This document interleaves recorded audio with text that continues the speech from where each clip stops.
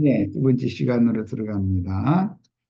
자, 첫 시간에 살펴본 것과 같이 성경에는 하나님의 아들 예수 그리스도를 소개할 뿐 아니라 복수 형태의 하나님의 아들들을 기록하고 있다. 뿐만 아니라 문자적으로도 하나님의 아들, 아버지의 아들이라는 용어도 있죠. 그런데 여자의 아들이라는 여자의 씨라는 말도 있다. 그래서 예수님이 항상 그 어머니를 말할 때 여자여라고 부르지 어머니여라고 세상적인 표현으로 부르지를 않아요. 그러면 우리들이 성경 읽을 때 이상하잖아요.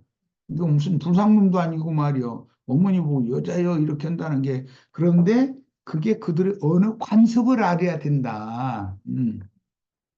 예수님은 어머니가 여자의 후손이라고 하는데 여자의 씨로도 왔다. 아버지의 씨로도 왔지만 여자의 씨로도 왔단 말이야.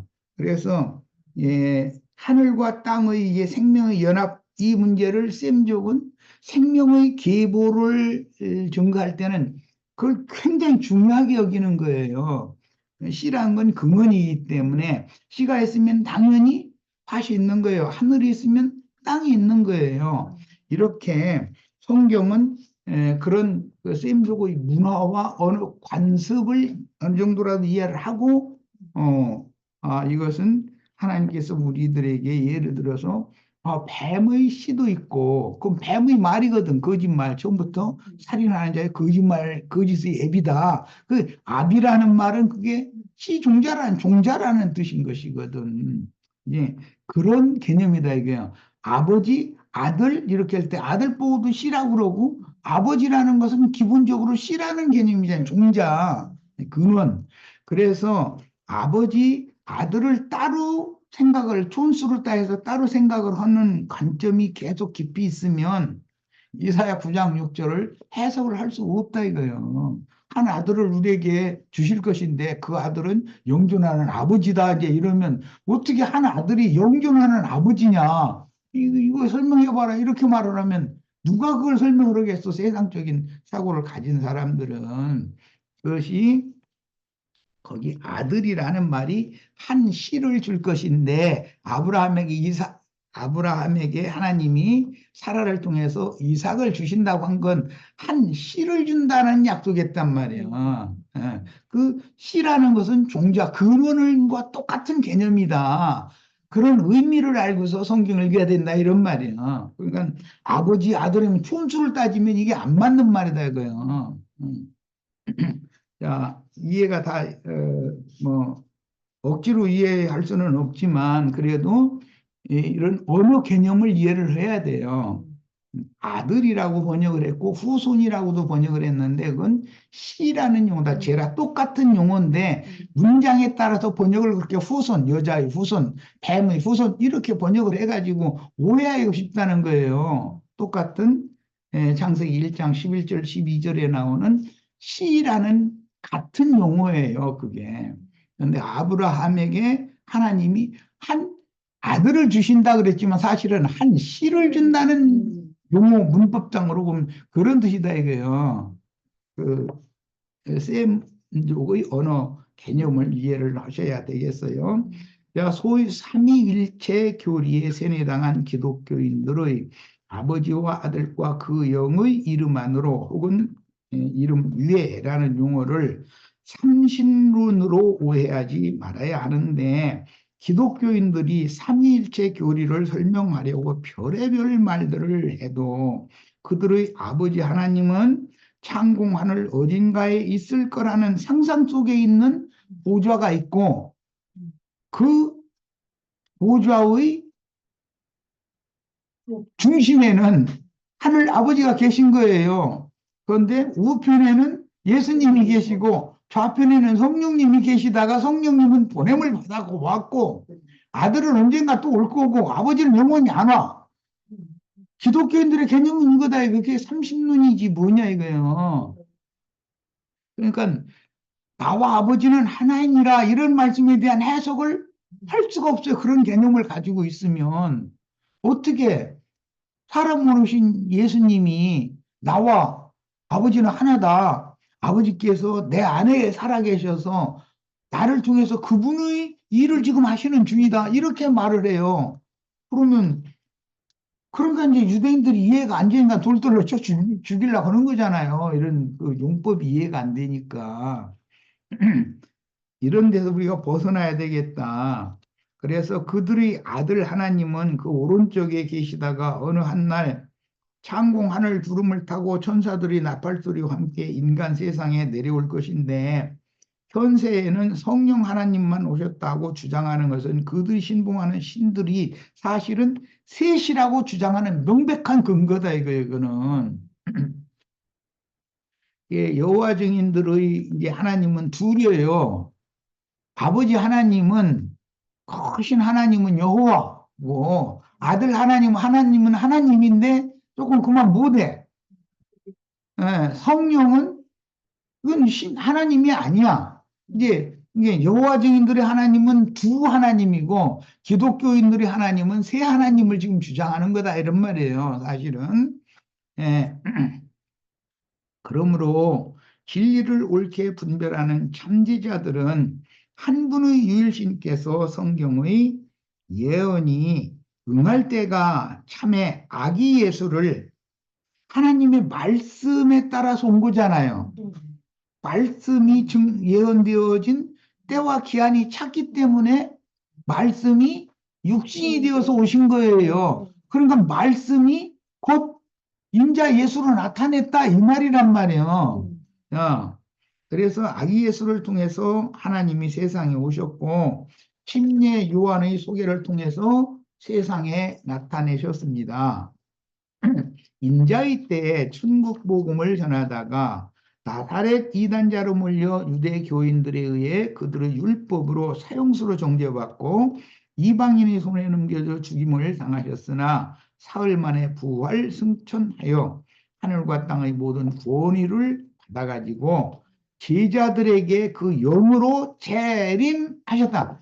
네, 오늘날 기독교인들은 재림하신 예수는 안 믿는 거잖아요.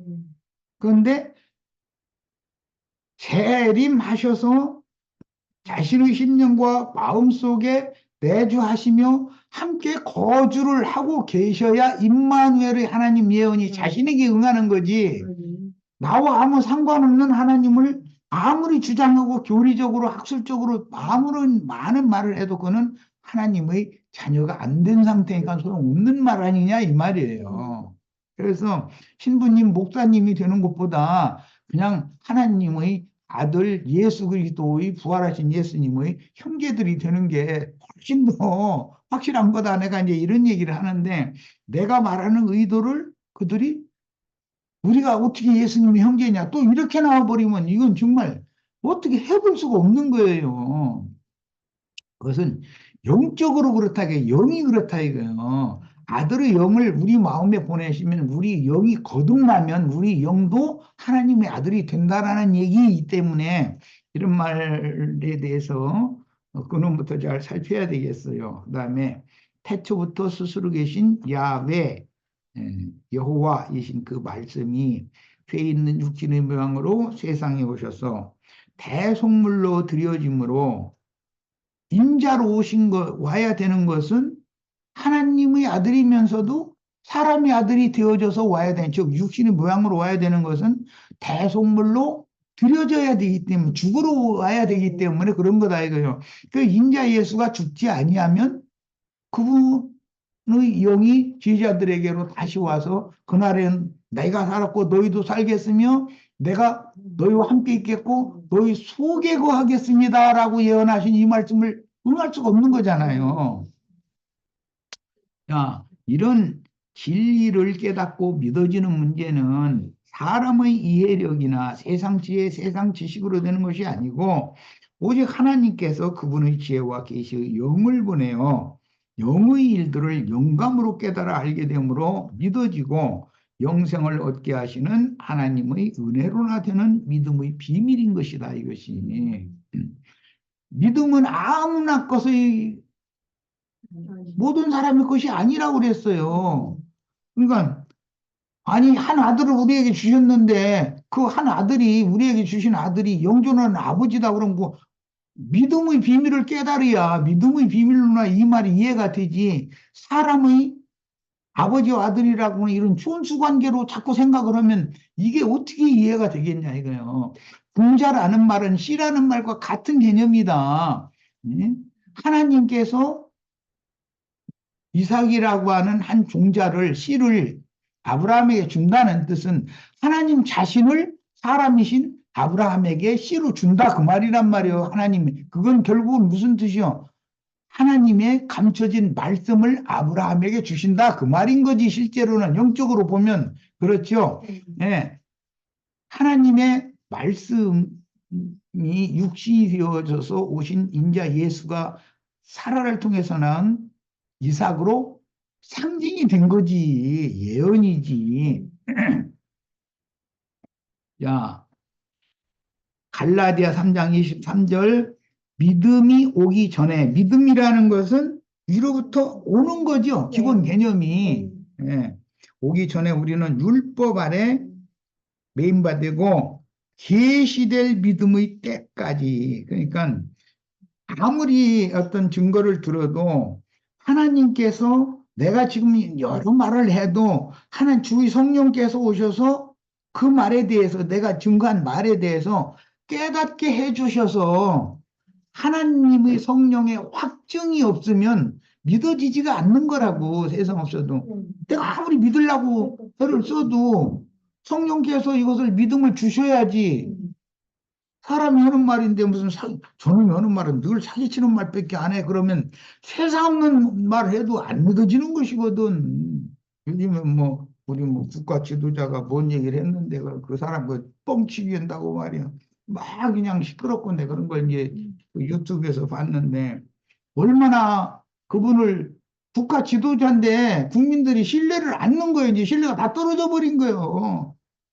판단이 875원이라고 다 비아냥이나 거리고 그런 사람이 뭐를 알아서 말이야 지금 갑작스럽게 난데없이 무슨 뭐 동해바다에서 무슨 석유가 쏟아져 나온다고 그런 소리를 아니 그것은 진짜로 그럴 것 같으면 전 세계 아무도 모르게 우리가 그냥 조용히 개발을 해서 이렇게 써야 맞지 그걸 대통령이 갑자기 나와가지고 왜 그걸 떠드냐 막 이렇게 나오는 야 이것은 국민들에게 국가 지도자가 신임을 잃어버렸다. 그게 무슨 얘기를 해도 이제는 안 믿겠다고 이렇게 나오는 거거든. 이 이런 것을 한 표상으로 삼아서 예수님이 말씀하실 때 내가 곧 길이요 진리다라고 말하는데 나는 참이다라는 말이거든. 실제 그런 말이거든. 그러니까 예수님이 하시는 말씀만이 진리의 말씀이지 거짓 없는 참의 말이지.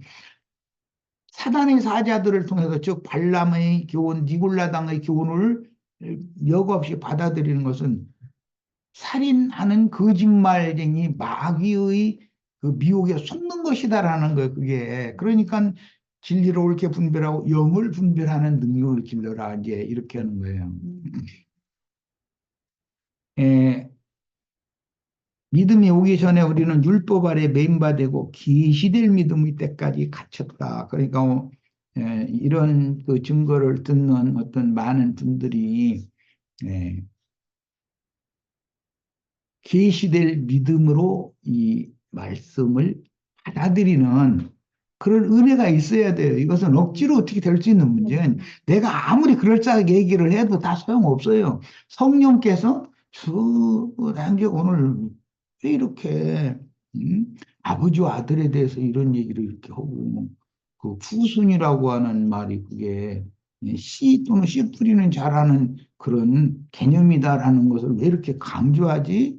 그러면 씨는 그 종자인데 씨 종자라는 말은 근원이라는 말이고 시작점이라는 말인 건데 그래서 아버지라고도 한다. 씨를.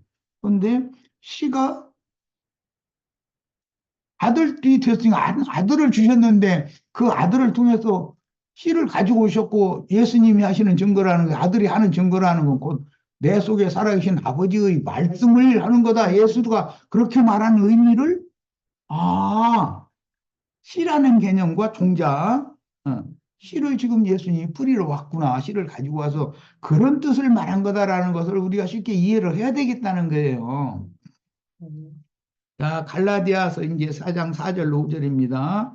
때가 참에 하나님이 그 아들을 보내사 여자에게서 나게 하시고 율법 아래 나게 하신 것은 율법 아래 있는 자들을 속량하시고 우리로 아들의 명분을 얻게 하려 하심이라. 아까도 잠깐 인용이 됐었는데 또 읽었어요. 마태복음 5장 17절. 내가 율법이나 선지자나 폐하러 온 줄 생각하지 말라. 폐하러 온 것이 아니요 완전케 하려 함이로라. 이제 이 말씀은 모세의 율법이나 선지자들의 증거가 완전하게 해석되어진 게 아니고 뭔가 이렇게 끼어 있는 것처럼 가려져 있는 부분이 있어서 이것을 완전케라는 말은 온전히 드러낸다. 즉 계시하러 왔다 그 말이거든. 계시라는 말이 이렇게 감춰진 것을 열어서 들춰낸다 그런 뜻이기 때문에 그런 개념으로 하신 말씀 여기 완전케 한다라는 말이 그 무슨 세상이 생각하는 어떤 완전 무결한 그런 것보다는 이게 가려져 있는 거, 감춰져 있는 것을 온전히 사람들이 다 드러낸다. 그 하나님의 마음에 감춰져 있는 비밀을 드러내러 예수님이 오신 거단 말이에요, 지금. 그게 이제 완전히 하시는 거예요. 자, 요한복음 14장 16절로 20절. 내가 아버지께 구하겠으니 그가 또 다른 보혜사를 너희에게 주사 영원토록 너희와 함께 있게 하시리니 그는 진리의 영이라. 하나님은 영이시지요. 그런데 진리의 영이지 하나님은. 그런데 마귀 뱀이 하는 말은 유의 영이잖아요. 거짓의 영인 거고 그걸 대비해서 하신 말씀이 세상은 등이 그를 받지 못하나니. 왜? 세상의 영으로 전문당해져 있으면 진리의 말씀이 오히려 거짓으로 오해받기가 쉬우니까 하는 말이죠. 이는 그를 보지도 못하고 알지도 못함이라. 그러나 너희는 그를 아나니.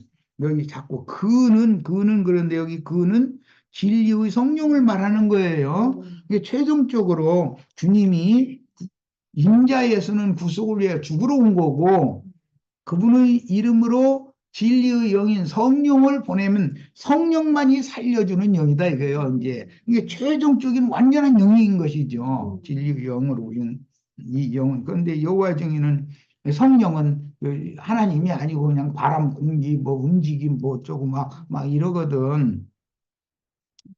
자, 이 문제를 알려면 우리가 가장 중요한 두 문구를 정확하게 이해하는 게 필요한데, 말씀은 시지요, 동작. 아버지예요. 육신이 되어 자기 땅에게 왔다 할 때, 말씀이 육신이 되어 왔단 말이에요. 된다라는 말은 바꿔졌다는 거죠, 형태가. 말씀이 죄 있는 육신의 모양인 사람의 모양으로 바꿔져서 온 거지요. 야, 그 얘기고, 그 다음에는 마지막 아담은 살려주는 영이 되었나니. 그럼 또 바꿔진 거지요. 마지막 아담이신 예수는 살려주는 영으로 또 바꿔진 거예요.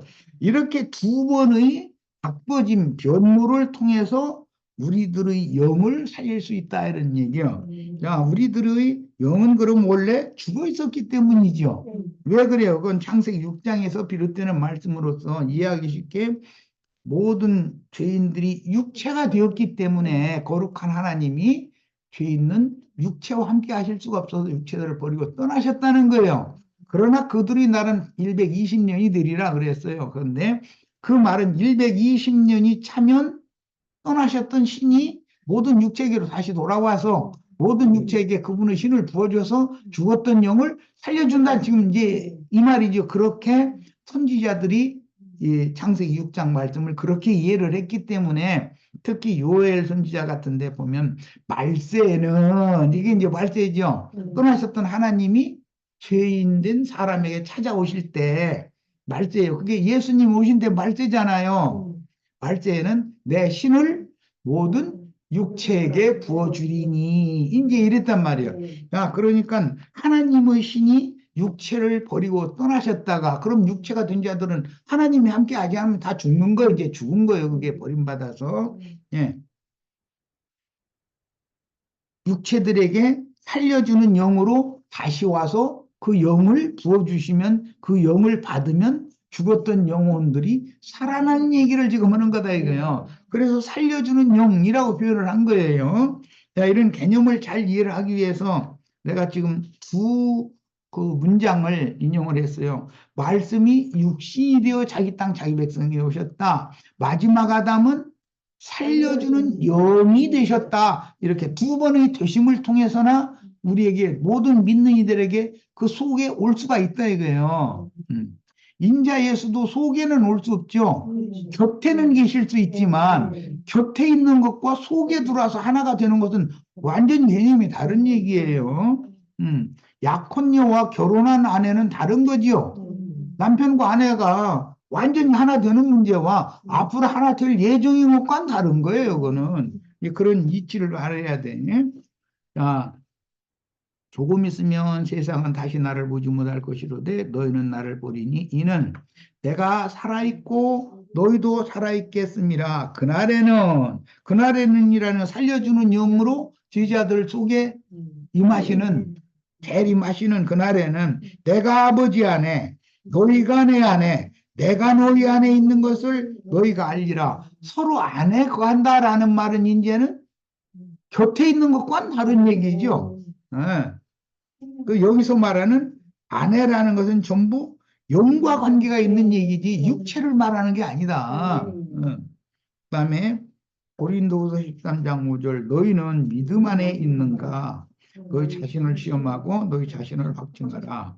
예수 그리스도께서 너희 안에 계신 줄을 너희가 스스로 알지 못하느냐. 자, 너희 안에라는 것은 나의 속사람 안에 그런 뜻이지. 나의 이 혈과 육의 겉사람에게 하나님 육체가 아닌데 겉사람과 어떻게 함께 하시겠어? 당연히 그건 아니지. 예, 그렇지 않으면 너희는 버림받은 자니라. 그러니까 그리스도는 재림하셔서 참 제자들 안에 현재적으로 살아계시죠. 그 상태를 임마누엘이라고 그런다. 임마누엘을 하나님은 예수라는 이름을 실현하는 건데 예수라는 이름은 구원하시는 여호와라는 이제 여호와의 구원 이제 그런 뜻인데 구원하시는 여호와가 내 속에 들어와서 나와 함께 나의 영과 나의 마음 속에서 그분이 왕노릇하고 그분이 주인이 되고 이렇게 해서 함께 사실 때나 나는 하나님의 아들이 되었다는 확증을 성령께서 해주실 수 있는 거다. 예. 자, 요한 1서 4장 1절로 6절입니다. 사랑하는 자들아 영을 다 믿지 말고 오직 영들이 하나님께 속하였나 분별하라. 영을 분별하라고 하는 것은 거짓의 영도 미혹의 영도 난무하니까 하는 말이에요. 많은 거짓 선지자가 세상에 나왔습니다. 이로써 너희가 하나님의 영을 알지니 하나님은 영이시지요. 하나님 육체가 아니에요. 곧 예수 그리스도께서 육체 안으로 오신 것을 시인하는 영마다 나의 육체 안에 말세에는 육체들에게 부어주신다 했으니까 당신은 신을 내 육체 안으로 그리스도가 예수 그리스도가 살려주는 영이 되어서 나의 육체 안으로 육체를 버리고 떠나셨던 버림받았던 죽었던 내 나를 살려주러 내 육체 안으로 오신 사실이 이것이 시인되는 영마다 하나님께 속한 영이다 하는 거예요. 이 말이 이제 명확하게 잘 이해가 될 거라고 믿어요. 그 영으로 육체에게 재림하여 말세 예언을 이루신 예수를 신하지 아니하는 영마다 하나님께 속한 것이 아니다. 말세 예언이 나에게 응하지 않았다. 하나님의 신은 나를 여전히 육체로 보고 육체를 버리고 떠나신 상태고 나와 하나님은 상관없다. 내 안에 하나님이 살아계시지 않는다. 언젠가는 예수님 오실 것이다. 이렇게 믿는 사람은 그 사람은 하나님의 아들이 아직 안 됐다 이거예요. 하나님의 씨로 난 자가 아니다 이런 말이요. 자녀들아 너희는 하나님께 속하였고 또 그들을 이겼나니 이는 너희 안에 계시니가 세상에 있는 자보다 크심이라. 그러니까 세상 신 마귀보다 내 속에 계신 분이 더 커. 우리 육신적으로 보면 세상이 더 크지 내 속에 계신 내 속이 뭐 그렇게 크겠어요? 저 불교에서는 우리 인간을 소우주라고 그렇게 가르치죠. 물질적인 우주보다도 내 영혼이 훨씬 더, 이것은 커도 너무나 크기 때문에 비교를 할 수가 없어요. 물질 세계의 우주를 10,000개를 넣어도 내 이 깨달아진 영혼을 채울 수는 없어요. 이걸 채울 수 있는 건 오직 그리스도밖에 없어요. 이런 것을 이치를 깨달아야 됩니다. 우리는 그들은 세상에 속한 거로 세상에 속한 말을 하며 세상이 그들의 말을 듣느니라.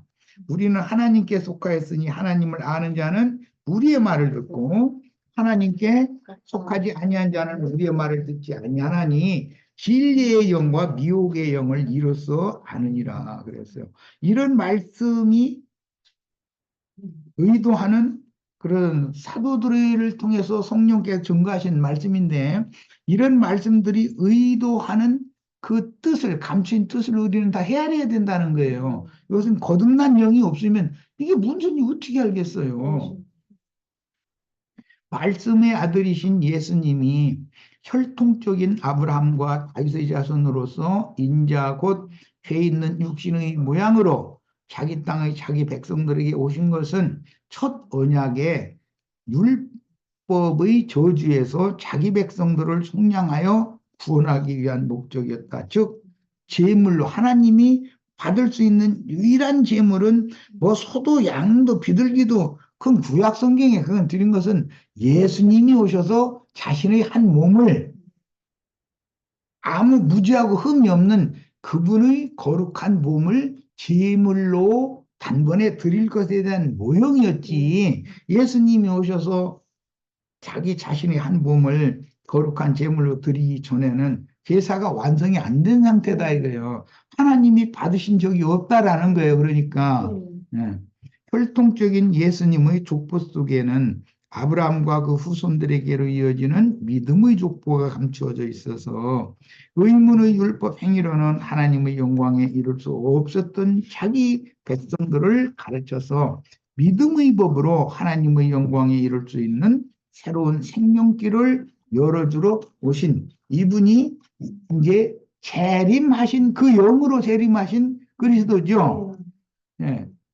육신의 모양으로 오신 분은 대속물로 드려지기 위해 죽으러 온 거고 부활 승천했다가 하늘과 땅의 모든 권세를 가지고 지자들 속으로 재림하신 이 재림하신 주님이 지자들 속에 항상 살아계신 것처럼 오늘 내 속에도 살아계셔서 나의 주가 되고 나의 하나님이 되고 나의 왕이 되셔야 된다 그런 말이에요.